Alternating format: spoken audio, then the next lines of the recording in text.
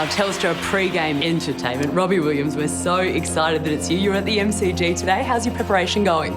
Went really, really well. It's a big do.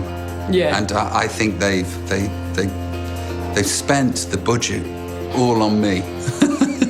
There's lots of dancers, there's lots of fireworks, and I'm really looking forward to it. I can't believe that it's taken this long to get you at the AFL Grand Final, given how much time you spent in Australia. Yeah, I know. I think it's rude, but thankfully they've come to their senses, and here I am.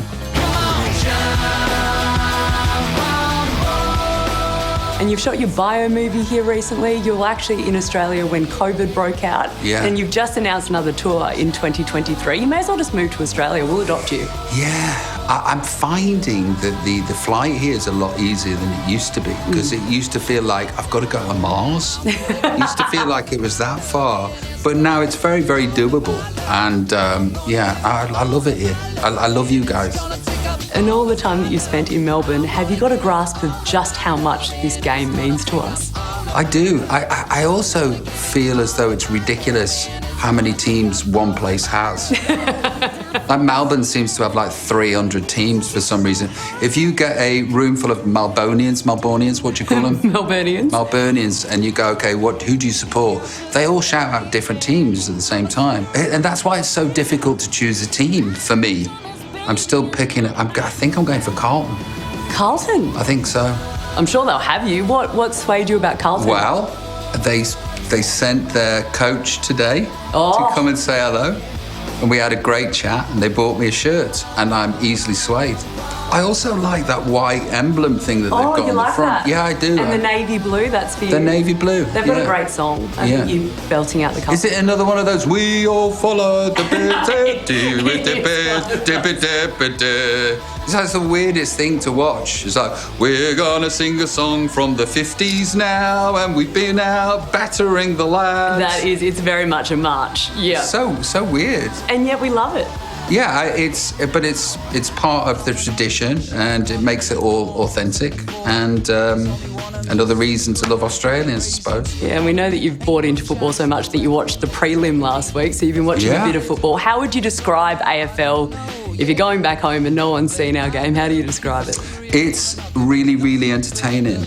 I first saw it in 1989 when Channel 4 back home bought the rights to it, and it used to be on a Sunday morning. And I instantly got into it. I was like, babe, what's a Geelong?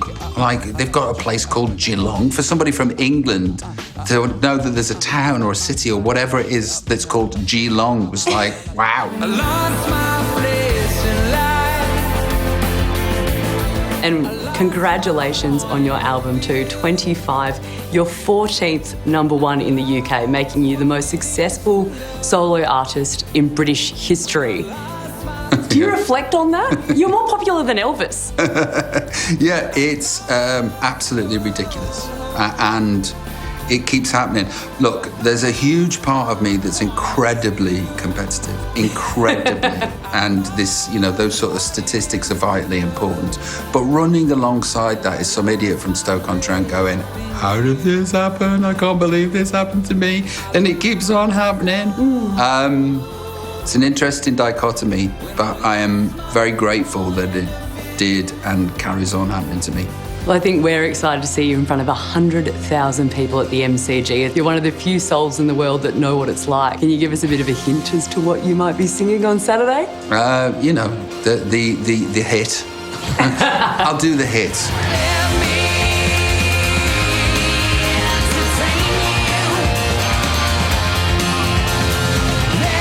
He'll start with Let Me Entertain You because he does at every concert, and then he will